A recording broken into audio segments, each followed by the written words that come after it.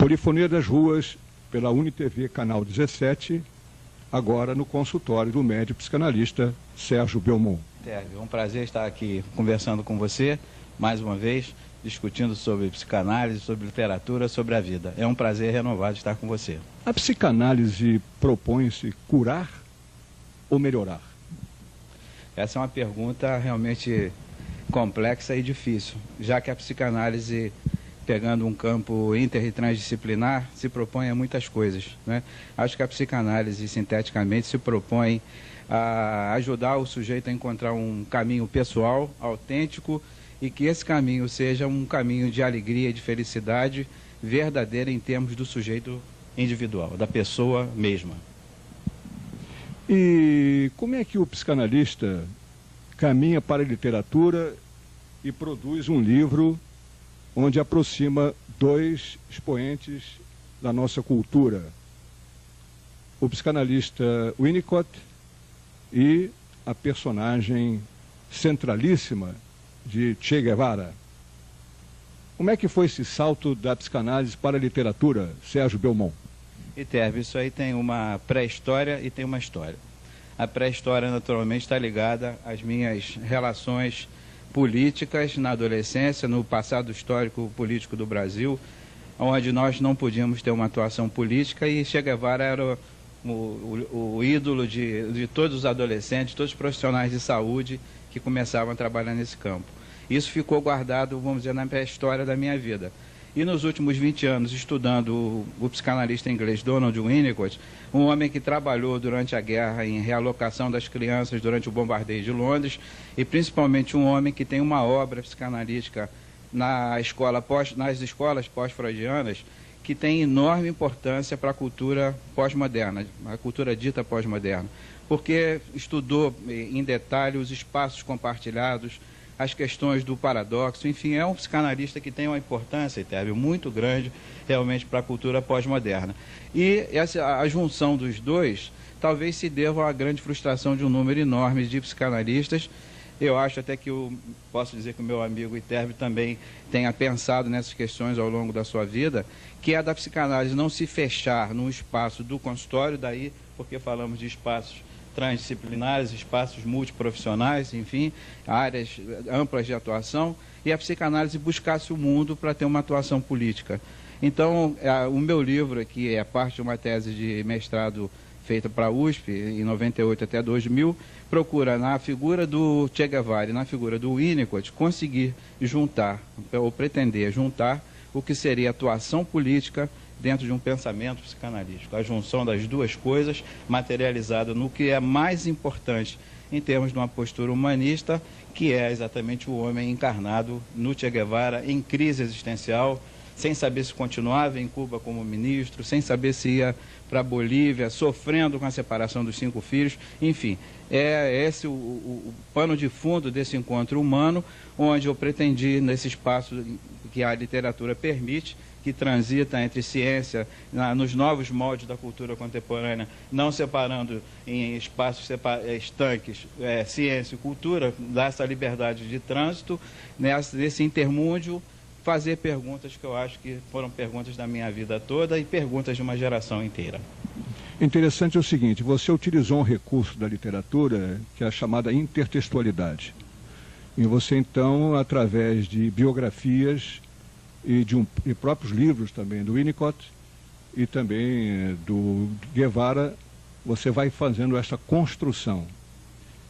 Certamente li seu livro e não poderia ficar você de fora, porque você é o narrador, tem um papel central, né? Como é que foi para você construir essa narrativa? Como eu disse, falando da pré-história, né? Essa intertextualidade é onde o narrador está presente, que é uma coisa muito importante, tanto em termos da ciência, desde a física quântica, que coloca o observador como um participante que interfere no fenômeno observado. A mesma coisa pode-se dizer em relação à psicanálise e em relação à literatura.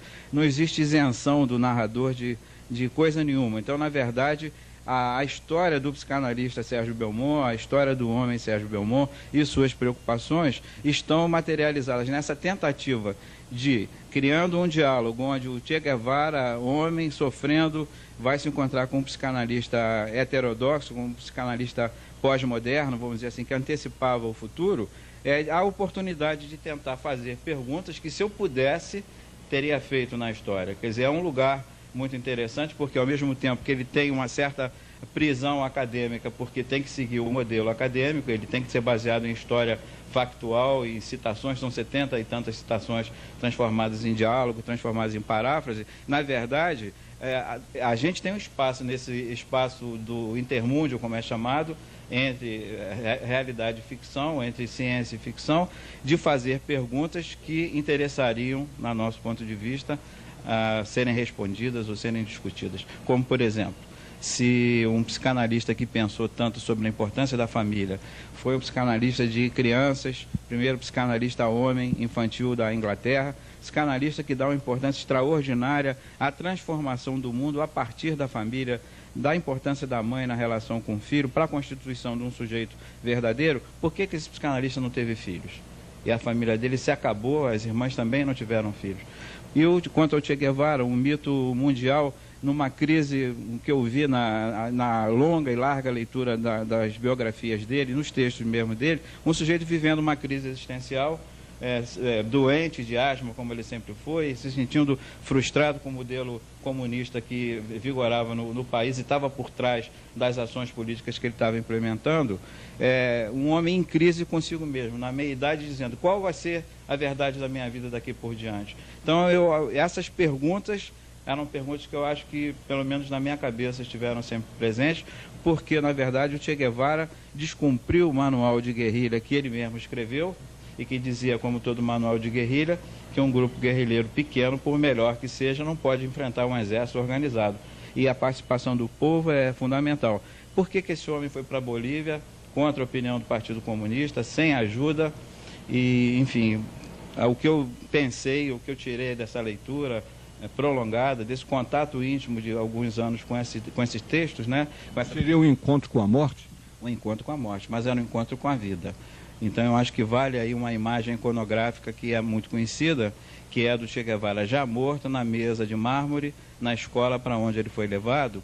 O Che Guevara, um ano antes de ir para a Bolívia, ele estava acima do peso, estava inchado por causa da cortisona, e ele estava, vamos dizer assim, transfigurado quando ele foi para esse encontro que não aconteceu historicamente com o Winnicott, né? Só acontece nesse texto, mas, na verdade, ele era um homem de 60 anos de idade, tendo 38 anos de idade. Toda a fisionomia dele tinha sido alterada, não é? E era tão profunda essa alteração que os cabelos do Che Guevara foram arrancados à pinça para que eles não ficassem com sombreamento de um cabelo que é raspado. Guevara era um outro homem, na verdade, né? Então, o Guevara parece que foi se encontrar com o Guevara verdadeiro, o Guevara do início da Revolução Cubana, o Guevara que percorreu a América do Sul de motocicleta, que é motivo de um filme que vai sair agora, nesse mês, talvez, ou no outro, sobre essa viagem histórica dele de motocicleta, que foi o aprendizado político dele. Eu acho que ele foi morrer, mas isso tem uma profunda ligação com uma coisa que o Donald Winnicott fala muito, que é do verdadeiro self, a verdadeira pessoa, em oposição ao falso self, que é uma construção social, é uma construção para viver em comunidade, uma construção de concessões que as pessoas fazem ao longo da vida, porque Che Guevara, quando ele estava morto na mesa de mármore, ele era o Guevara que a gente conheceu. Magro, jovem, barbudo, voltou de 68 a ter 30 e poucos anos de idade, porque eu acho que ele estava imbuído dos ideais que nortearam a vida dele. Então... Agora, Sérgio, você no falar para os telespectadores no nosso canal 17 da UniTV, para o programa Polifonia das Ruas, que está hoje abordando o livro O Dia em que Che Guevara e Winnicott se encontraram, de Sérgio Belmont. Una vez nosotros hablábamos de que era necesario crear ese espíritu creativo en el trabajador para que ayude a los técnicos y a los técnicos administrativos también a mejorar la calidad del trabajo y a extraer toda esa gran riqueza potencial que está en nuestro subsuelo a veces en nuestros almacenes otras, y que no podemos coordinar por falta de materias primas, por falta de una tecnología adecuada, por falta de organización, y no nos permite cumplir a cabalidad los planes. Claro que está el bloqueo imperialista, y seguirá estando durante algún tiempo, hasta que se cansen o hasta que ocurran acontecimientos de otro tipo. Pero eso no debe servir nada más que para un estímulo nuevo a nuestro trabajo, para poder, para impulsarnos a crear nuestra propia base, nuestras piezas de repuesto, nuestra tecnología, a depender cada vez menos del área capitalista, que no es un área muy confiable para nosotros. Sérgio, quando você está falando primeiramente do herói Guevara e depois me dá a sensação de que de herói ele caminha para mártir? Olha, Viterbo, eu acho o seguinte, eu acho que o Guevara realmente buscou nesse encontro marcado com a morte, nessa morte anunciada, já que ele, vamos dizer assim, ele sabia o que ia acontecer em termos do próprio conhecimento dele de guerrilha, de tática de guerrilha, aquilo não tinha futuro. Esse encontro com a vida seria, na verdade, um martírio voluntário que estava anunciado num sonho, numa coisa onírica que ele, na biografia do Anderson, ele relata. Ele encontrou um alter ego que ele nunca definiu quem era muito bem, era um comunista de longa militância, e ele travou o seguinte diálogo, eles disseram, os dois conversando: nós somos os inconformados, nós somos os que não se enquadram, nós não vamos permitir que o futuro nos devore.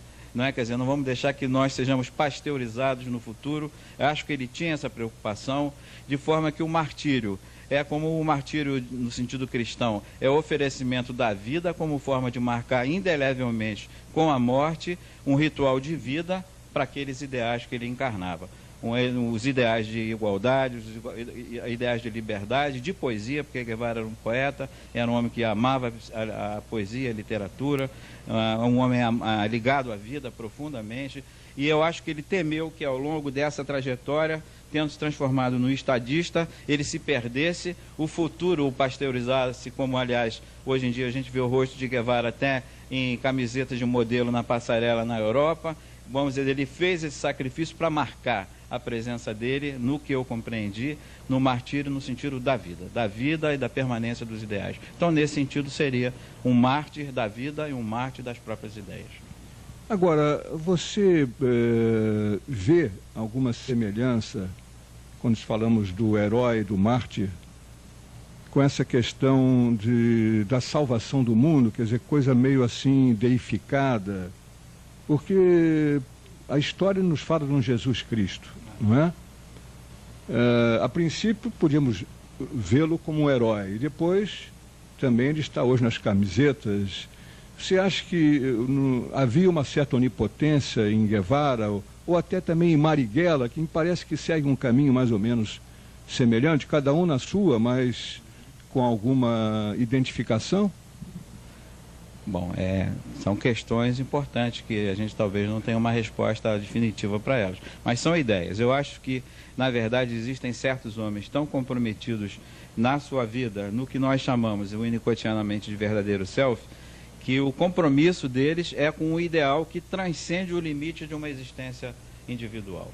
Quer dizer, isso a gente encontra na área da ciência. Por exemplo, dizem que o Einstein, ou o próprio Marx, foi um cara que pensou o mundo, pensou um humanismo extraordinário que está dentro do marxismo, quer dizer, que me interessa a parte do humanismo marxista mais do que o marxismo como política, muito mais maior, muito mais profundo, que essas pessoas, esse rio de pessoas que pensam a intersubjetividade, que pensam o outro como participante fundamental do seu próprio destino, na verdade, constituíram sempre um rio subterrâneo na história, desde Protágoras, com a sua frase onde ele diz assim, quer dizer, o homem é a essência de todas as coisas, e Feuerbach, enfim, Martin Buber, posso falar de Che Guevara e muitos outros, que na verdade o projeto de vida desses homens é fazer alguma coisa para transformar o mundo.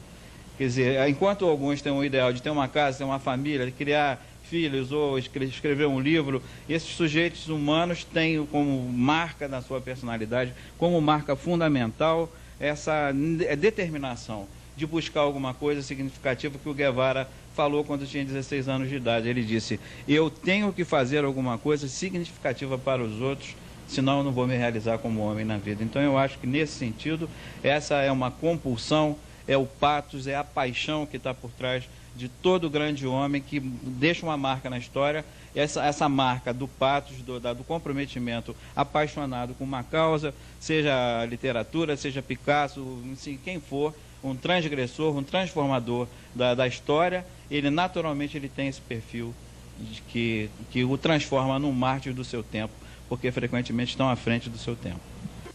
E recorre também os campos de outros países del mundo que luchan por su libertad, significando siempre lo mismo, la imagen de lo que se puede conseguir mediante la lucha revolucionaria, la esperanza de un mundo mejor, la imagen por la cual vale la pena arriesgar la vida, sacrificarse hasta la muerte en los campos de batalla de todos los continentes del mundo. Isso me faz lembrar da transcendência, né? Enquanto alguns escritores buscam a Academia Brasileira de Letras, que seria a questão da imortalidade, não é? Quer dizer, a imortalidade através da obra, né? Você acabou de falar há pouco aí de Picasso, também isto acontece na política, né? Quer dizer, você estaria a dizer para os nossos telespectadores que, de uma certa forma, Guevara não queria ter uma morte comum de todos nós, né? Virar pó. Então ele buscou, de uma certa forma, essa imortalidade? Olha, Iterbe, eu acho que isso pode ser dito dessa maneira, mas eu entenderia de uma outra maneira. Pó somos e pó seremos. Na verdade, não há homem que fuja desse destino. Agora, poucos homens na história tiveram como Guevara e alguns outros vultos da história, por parte do poder público, o esquartejamento do seu corpo para que ele não tivesse um local de repouso onde pudesse virar pó, como qualquer homem. Vamos dizer assim, que não basta só que o sujeito deseja, o sujeito desejante de ser mártir e de transformar a história, não é uma escolha do sujeito, isso é algo que atravessa a história do próprio sujeito. E quando isso é verdadeiro, como eu acredito que seja o caso do Guevara, do Picasso, enfim, outros, mas falando nesses que deram a própria vida em prol de alguma coisa que acreditavam profundamente. O nosso Tiradentes? O nosso Tiradentes. O nosso Tiradentes, com certeza. Eu acho que esses homens, eles na verdade, eles têm a resposta certa do poder público, que esquartejou o Guevara, só deixou o dedo polegar, né, e foi em 97 que o corpo dele foi finalmente reencontrado.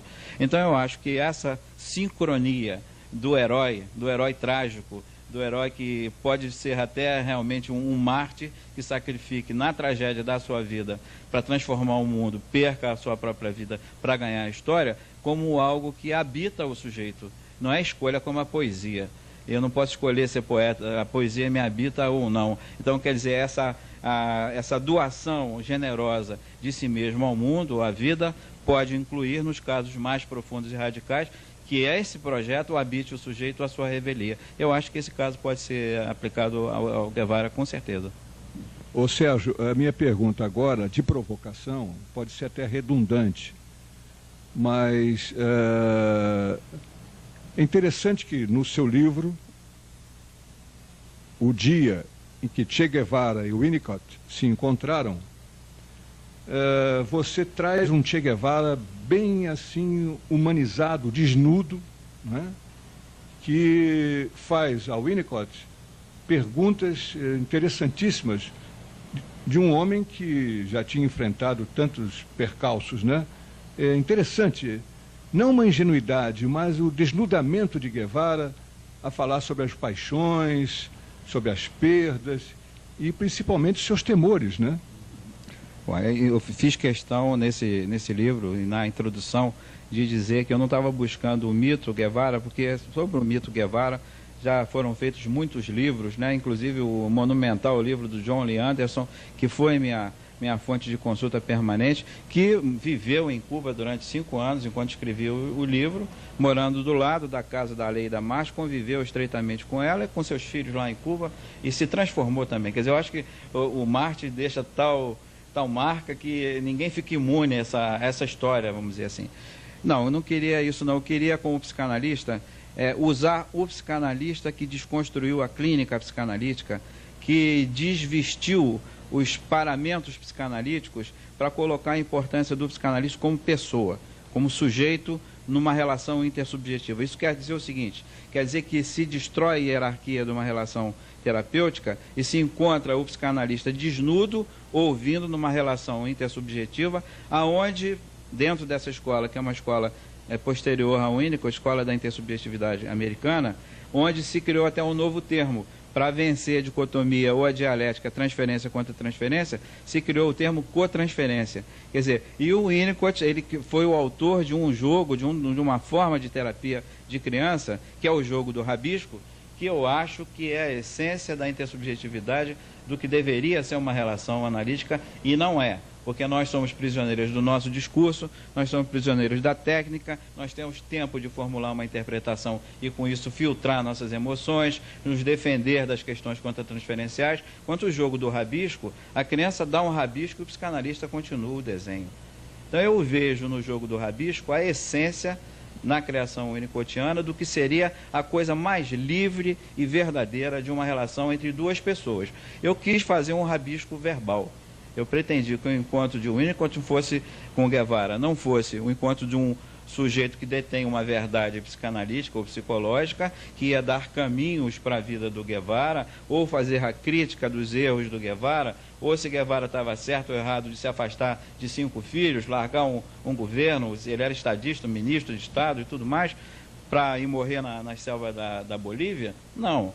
2 pessoas, 2 homens, como eu entendo que seja psicanálise, cada um com a sua identidade, num espaço compartilhado, buscando perguntas e respostas. É evidente que um homem da postura intelectual do Che Guevara, da atitude humanista do Guevara e um intelectual como o Winnicott, teriam perguntas e respostas que interessariam, na verdade, aos dois. Tanto um poderia perguntar, quanto o outro poderia perguntar. E eu estendo isso à clínica psicanalítica. Eu acho que o nosso aprendizado é diário na clínica psicanalítica. Quanto mais humildade tiver o psicanalista, melhores resultados ele vai conseguir no seu diálogo com o paciente. Então, vamos dizer assim, foi um rabisco verbal. A mim interessava ver o Che Guevara em crise existencial, deprimido, porque ele estava assim deprimido realmente. Nos textos a gente vê isso, vê nas fotografias, a iconografia mostra isso claramente.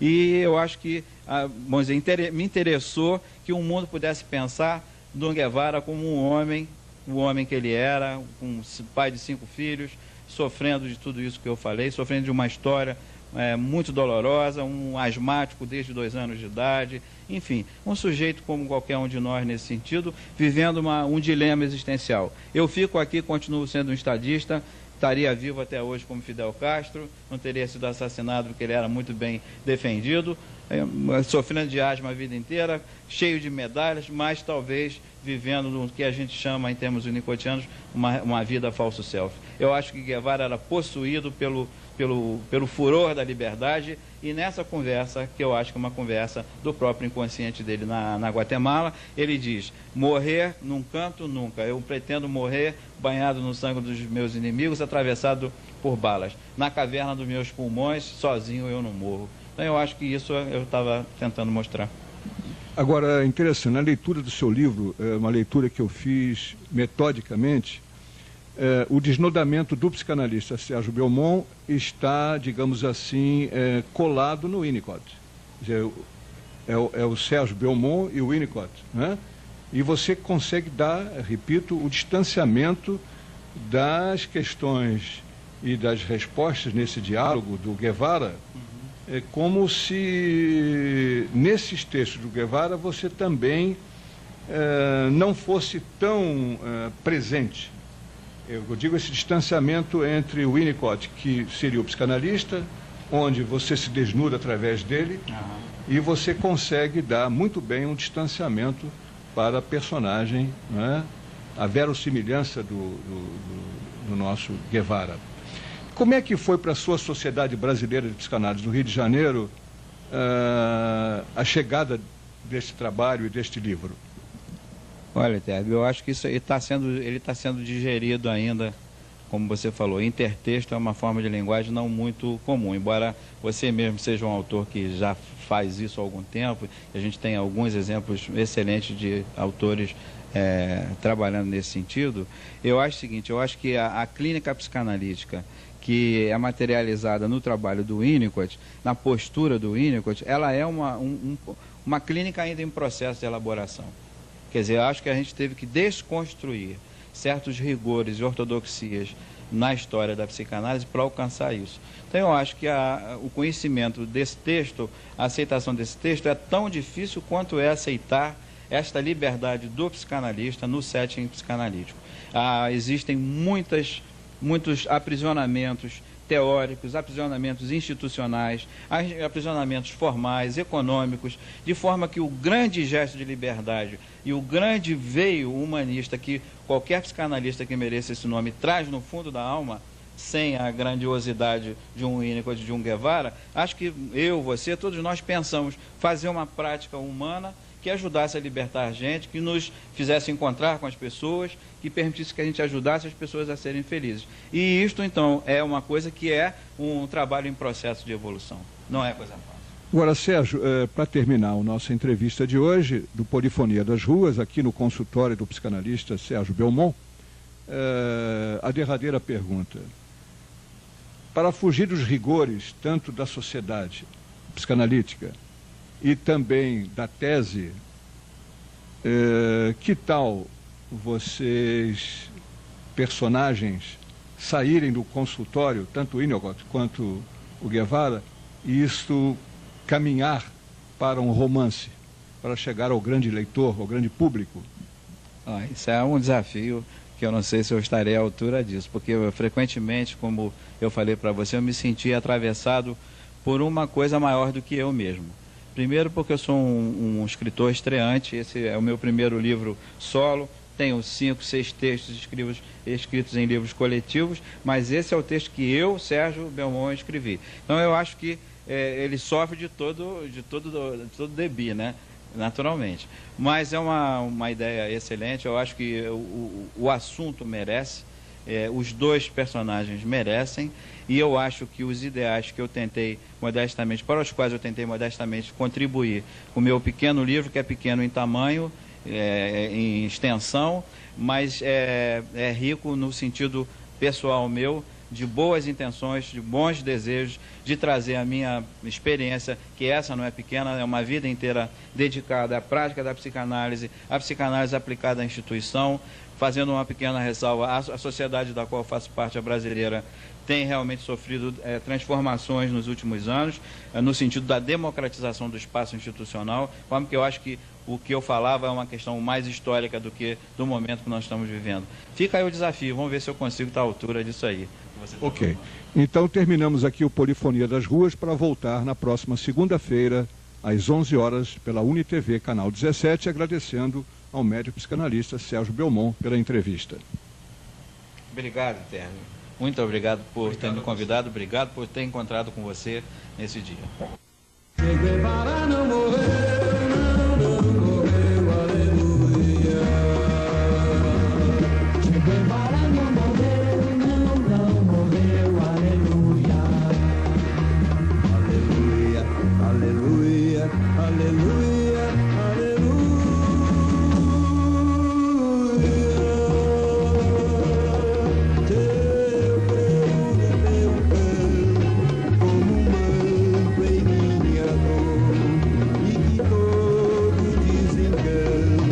Seja ressuscitador.